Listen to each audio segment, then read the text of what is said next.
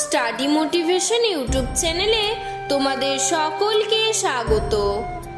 আজকে আমি তোমাদের সামনে স্বাধীনতা দিবসের খুব সুন্দর একটি ভাষণ আলোচনা করব। শুভ সকাল।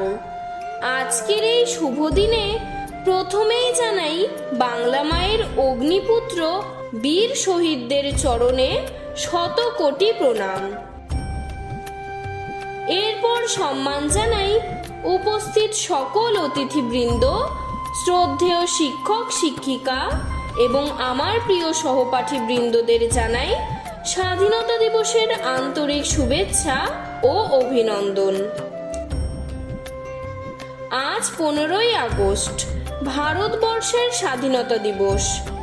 আজকের এই দিনটি শুধু একটি তারিখ নয়, এটি এক গৌরবময় ইতিহাস, এক আত্মত্যাগের প্রতীক। বহু ত্যাগ, সংগ্রাম ও রক্তক্ষয়ের বিনিময়ে আমরা পেয়েছিলাম এই স্বাধীনতা।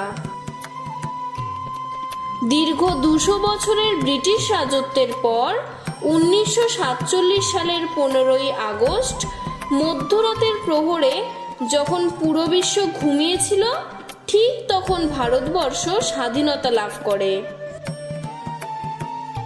মহাত্মা গান্ধী, নেতাজি, ভগৎ সিং, রানী লক্ষ্মীবাই, প্রীতিলতা ওয়াদ্দেদার, কল্পনা দত্ত সহ অনেক নাম না জানা বীর ও বীরাঙ্গনার সাহসিকতার ফল আমাদের আজকের এই স্বাধীন ভারত।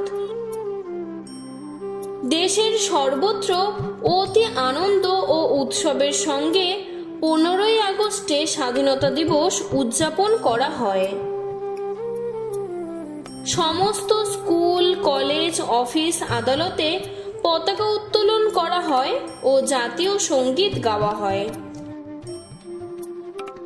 এই দিনটিতে ছাত্রছাত্রী হিসেবে আমাদের কর্তব্য কঠোর পরিশ্রম করা এবং আমাদের দেশকে উন্নতির চরম শিখরে পৌঁছে দেওয়া।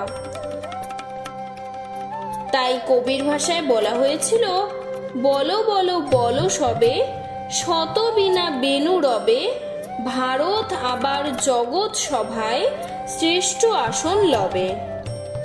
জয় হিন্দ, ভারত মাতা কি জয়।